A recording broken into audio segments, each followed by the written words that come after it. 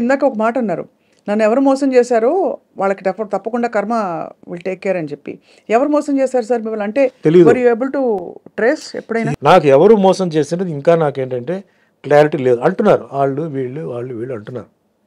I don't have clarity, but I'm not bother about it. At the same time మళ్ళీ భగవంతుడు నన్ను ట్రాక్లో పెట్టారు, నేను వెళ్తున్నాను, నా బండి నడుస్తుంది, ఓకే.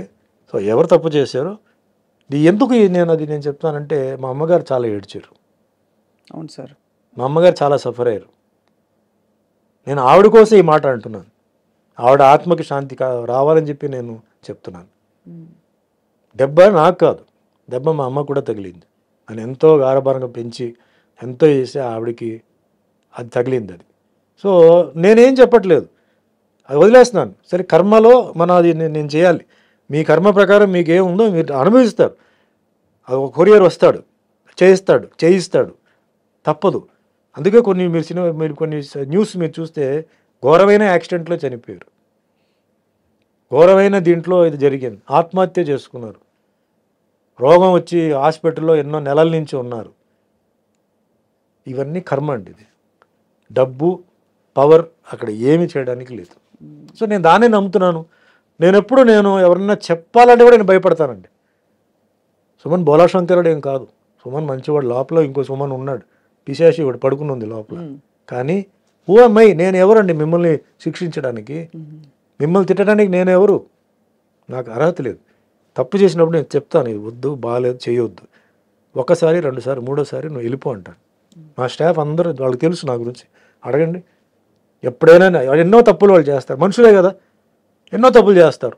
నేను చెప్తాను ఇలా చేయవద్దు అంటాను, చేయవద్దు అంటాను. దాని తర్వాత వాళ్ళు కరెక్ట్ అవుతారు. నేనెవరండి వాళ్ళని శిక్షించడానికి, కొట్టడానికి? నో, రాంగ్ అది. సో ఎవరైతే చేస్తారో ఆ శిక్ష అనుభవించి తీరాల్సిందే. అది సర్పదోషం అంటారు, దాన్ని ఏవేవో దోషం అంటారు. కానీ ఉండపళంగా ఒక అమాయకపు ఒక మధ్యతరగతి కుటుంబం నుంచి వచ్చి సినిమాలో ఇంట్రెస్ట్ కూడా మీరు ఎప్పుడు ఎక్స్ప్రెస్ చేయకుండా ఓవర్ నైట్ చక్కగా స్టార్డమ్ వచ్చి స్టార్ అయిపోయి సక్సెస్ చూసిన టైంలో ఒక పెద్ద బండరాయి వచ్చి మీ నెత్తి మీద పడి మీరు సొసైటల్గా అవమానాల పాలయ్యారు. మీ గురించి రకరకాల మాటలు అన్నారు. ఇంట్లో కుటుంబంలో ఇబ్బంది, అమ్మగారికి ఆవిడని చూడలేక మీకు మళ్ళీ ఇబ్బంది. ఎవరితో చెప్పాలి, సంజాయిషి చెప్పాలా, జనానికి చెప్పాలా, ఇవన్నీ ఉంటాయి కదా సార్. ఎలా హ్యాండిల్ చేసుకున్నారు మీరు అలా? భగవంతుడు నమ్ముకున్నాను. My conscience was clear. నేను జైల్లో ఉన్నప్పుడు కూడా మై కాన్షియన్స్ వాజ్ క్లియర్. ఏం జరుగుతుందో అది జరుగుతాయి. Who were your friends sir at that time? మీరు జైల్లో ఉన్నప్పుడు ఎవరు లేరండి. నన్ను డైలీ ఒక సెల్ మార్చేవారు, ఎందుకంటే ఫ్రెండ్షిప్ అవుతుందని చెప్పేసి మార్చేవారు. ఒకే సెల్లో డైలీ పెట్టరు. మొత్తం క్లోజ్ ప్రిజన్ ఉండేది, అక్కడ పెట్టారు. క్లోజ్ ప్రిజన్లో చాలామంది పెద్ద పెద్ద మర్డరర్స్ ఉండేవారు. అప్పుడు ఆటో శంకర్ని ఒకటి చాలా ఫేమస్, 7 మంది పెళ్ళాలని గోడలనే ప్లాస్టర్ చేసాడు, కింద సమాధి చేసాడు. వాళ్ళతో పాటు పెట్టారు సార్ మీరు? అంటే ఆ సెల్లో ఆ వార్డులో ఉన్నాడు. అతను పేరు మర్చిపోయాను. అతను 12 మంది ఫ్యామిలీ మెంబర్స్ని చంపేశాడు. వాడికి ఉరి వేశారు. అంటే క్లోజ్ ప్రిజన్ అది. క్లోజ్ ప్రిజన్ నుంచి మళ్ళీ నేను బయటకు, అప్పుడు మన కరుణానిధి గారు పొలిటికల్ ప్రిజనర్గా వస్తే సుమన్ ఎందుకు అక్కడ పెట్టారు, అతను మామూలు గుండాజ్ యాక్ట్ కదా, బయట తీయండి అని చెప్పి అప్పుడు నన్ను బయట తీసుకొచ్చేసి మామూలుగా డైలీ ఒక్కో సెల్లో మార్చారు. అంటే ఒక్కో సెల్లో 3 ఉంటారు, 5 మంది ఉంటారు, 7 మంది ఉంటారండి ఒక్కో సెల్ని బట్టి. సో ఉంటే ఫ్రెండ్లీ అయిపోతాను, నేను ఏదైనా చేస్తానో లేకపోతే వాళ్ళు ఏదైనా నాకు చేస్తారేమో అని చెప్పి వాళ్ళు ఒక్కొక్క నైటే నన్ను బాగా చూసుకున్నారు సార్. కనీసం బ్రహ్మాండంగా చూసుకున్నారండి. ప్రాపర్ ఫుడ్, ఫెంటాస్టిక్ ఫుడ్ అండి. నాకు అసలు ఇది లేదు. అసలు మిగతా ఖైదీలు కూడా నన్ను బ్రహ్మాండంగా చూసుకున్నారు. నన్ను ఎక్కడ ఒక్క సెకండ్ కూడా నా మైండ్ ఎక్కడన్నా ఇది అవ్వకుండా బ్రహ్మాండంగా చూసుకున్నారు అనమాట. సో వాళ్ళ కథలు అన్నీ వినేటప్పుడు అంతా చాలా ఇంట్రెస్టింగ్గా అయినాయి. జైల్లో చేసిన ప్రతి ఒక్కరూ అంటే తప్పు చేసిన వాళ్ళు కాదండి.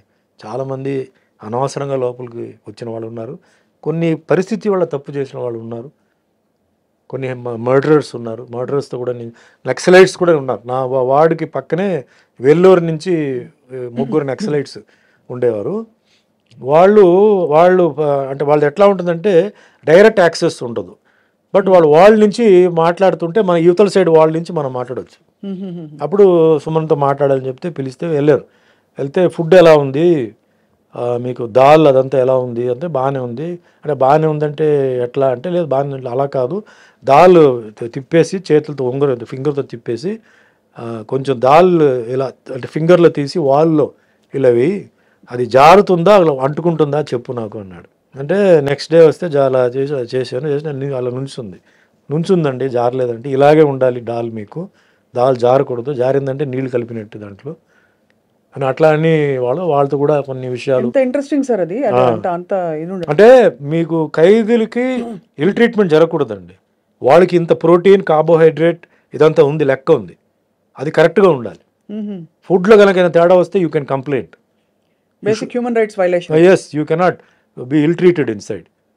అలాగే లోపలనే హాస్పిటల్ కూడా ఉంది, జైల్ హాస్పిటల్ కూడా ఉంది.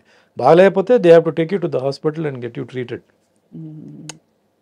So you were there for almost 6 months అండి. 6 months. The day you came out, sir, I went on condition bail.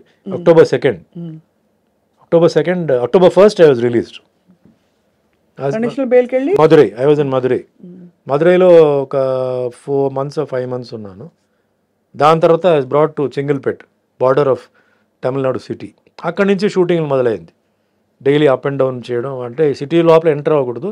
So బార్డర్లో ఏఎం స్టూడియో ఉండేది, సో ఏఎం స్టూడియోకి వచ్చి షూటింగ్ చేసుకుని మళ్ళీ వెళ్ళిపోవడం, అట్లా జరిగింది. దాని తర్వాత రిలాక్స్ అయిపోయి మొత్తం entire case was totally squash. We remember sir అంతా అది. కానీ ఆ 6 నెలలు మీ లైఫ్ లో మీరు కోల్పోయారు, బాధపడ్డారని ఒక ఇది తప్ప. 6 నెలలు చాలా బీభత్సమైన ఒక టైం అది. దాని తర్వాత 3 years కండిషన్ బెయిల్ పార్ట్గా రిలీజ్ అవ్వడం అట్లా. అమ్మగారు అప్పుడు when you came out, she was there, she was very she happy only కదా, received at me least very happy. relieved, more than happy. ఇంటికి వెళ్ళి చేశారు. జైలు నుంచి నేను బయటకు వచ్చినప్పుడు సుమలత వాళ్ళ ఫ్యామిలీ, వాళ్ళ మదర్ సిస్టర్ వచ్చి నన్ను జైలు దగ్గర రిసీవ్ చేశారు. మా ఇంటికి వచ్చాను, ఇంట్లో సుమలత గారు ఆవిడ మదర్ వచ్చి నన్ను కలిసి వెళ్ళారు. Next day morning Mohan Babu గారు వచ్చారు, ఒక దండ. అందుకే నాకు మోహన్ బాబు గారు అంటే అందరూ ఆయన కోపిస్టు అది అని చెప్పి ఏం చెప్పినా అంటే ఆయన character okay, golden heart. But ఆ ఒక్క విషయానికి నేను పాదాభివందనాలు చేస్తున్నాను. గేట్ దగ్గర వచ్చి నుంచున్నాడు. నేను ఎవరిని కలవడానికి ఇష్టం లేదని మా అమ్మగారు చెప్పారు, లేదు మోహన్ బాబు వచ్చున్నారు లోపల పిలువ అంటే, సరే గేట్ తీయని వచ్చి నాకు పూలదండ వేసి షిరిడి సాయిబాబా ఆశీర్వాదాలతో మళ్ళీ నువ్వు సినిమా ఇండస్ట్రీలో రావాలి సుమన్, మళ్ళీ నువ్వు వస్తావు, బాబా బ్లెస్సింగ్స్ ఉంది, డెఫినెట్గా నువ్వు వస్తావు, ఏం భయపడొద్దు, నీ సీట్ నీకే వస్తుంది చెప్పి అంటే ఒక ధైర్యం చెప్పేసి పాప వెళ్ళాడు. ఎందుకు రావాలి ఆ మనిషి, బట్ వచ్చారు పాప ఆయన. సో అందుకే నాకు ఆయన నా గురించి తిట్టకపోయినా ఏం చేసినా అంటే మనిషి అనే క్యారెక్టర్, అలాంటి క్యారెక్టర్ అది. కొంచెం ఓపెన్గా మాట్లాడతాడు, రఫ్ అండ్ టఫ్గా మాట్లాడతాడు. ఆ ఒక్క విషయానికి నేను ఐ అప్రిషియేట్, నాకు ఐ నెవర్ ఫర్గెట్ దట్.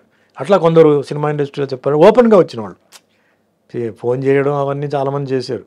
ఓపెన్గా వచ్చిందంటే మేల్లో మోహన్ బాబు గారు అండ్ ఫీమేల్స్లో సుమలత.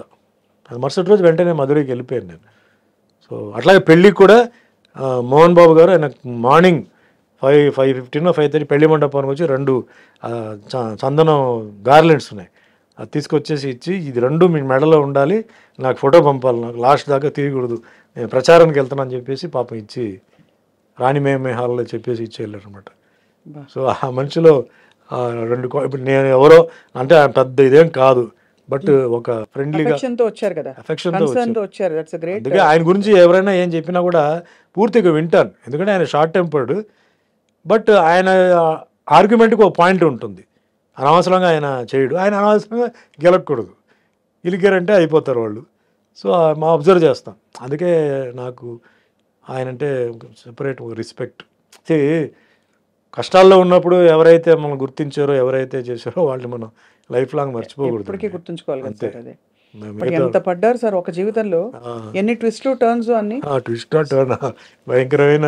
సో మీరు అరేంజ్ మ్యారేజ్ కదా సార్? అరేంజ్ నరసరాజు గారి నైబర్స్ అండి చెన్నైలో.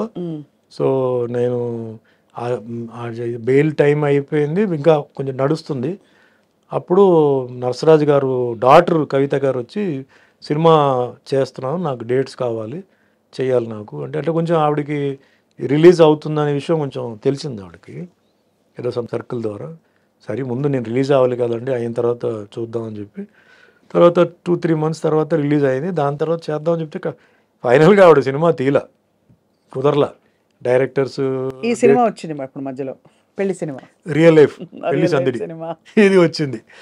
సో అట్లా లైఫ్ అట్లా జాయిన్ అయిపోయి, సో నరసరాజు గారు ఒక గొప్ప రైటర్, సో ఆయన ఆశీర్వాదాలు, ఆయన కొన్ని ఒపీనియన్స్, అడ్వైస్, అది కూడా నాకు తర్వాత హెల్ప్ అయింది.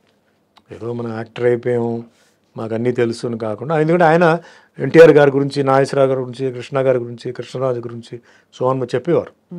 సో ఒక్కొక్కరు వాళ్ళ క్యారెక్టర్స్ ఏంటి, హౌ దే సస్టైన్ ఇండస్ట్రీలో.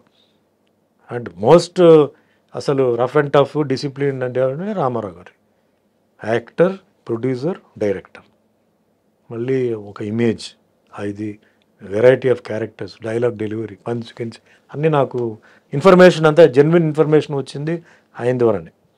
సో నాగేశ్వరరావు గారి గురించి. What a great life sir. అంటే అలా అలా మీరు బయటకు వచ్చేయడం, మానసికంగా మీరు బయటకు రావడం is the biggest. I think మీ మార్షల్ ఆర్ట్స్ కూడా మీకు చాలా సెంటరింగ్ అండ్ మార్షల్ మెడిటేషన్ నేర్పించింది, ఇన్నర్ మెడిటేషన్. మార్షల్ ఆర్ట్సే నన్ను కాపాడింది. ఎందుకంటే జైలుకి వెళ్ళి బయటకు వచ్చిన వాళ్ళు రూపాలు మారిపోతాయి, మీకు డిప్రెషన్లో రూపాలు మారిపోతాయి, ఫిజిక్ మారిపోతాయి, అన్నీ ఉండదు అక్కడ. ఆ సిచ్యువేషన్లో తట్టుకొని, ఆ సిచ్యువేషన్లో ఉండి, అది హెల్ అండి. అది మనం అలాగే మెయింటైన్ చేసామంటే మార్షల్ ఆర్ట్స్, మెడిటేషన్, నా బిలీఫ్, కర్మ సిద్ధాంతం బిలీఫ్. అండ్ పైనుంచి దిస్ ఇస్ అ ఫేజ్ అండి. ప్రతి ఒక్కరికి ఒక ఫేజ్ ఉంటుంది, ఆ ఫేజ్ పాస్ అవ్వాల్సిందే. ఇప్పుడు చంద్రబాబు నాయుడు గారు ఉన్నారు, ఆయన జైలుకి వెళ్ళారు కదా, ఒక ఎక్స్-సీఎం ఆ ఏజ్లో. మరి ఆయనకి ఎంతోమంది ఫాలోవర్స్ ఉన్నారు, లీగల్గా అన్నీ ఉన్నారు కదా, ఢిల్లీలో కూడా ఎవరు ఆపలేకపోయారు కదా. అదే నేను చెప్పేది కర్మ అనేది.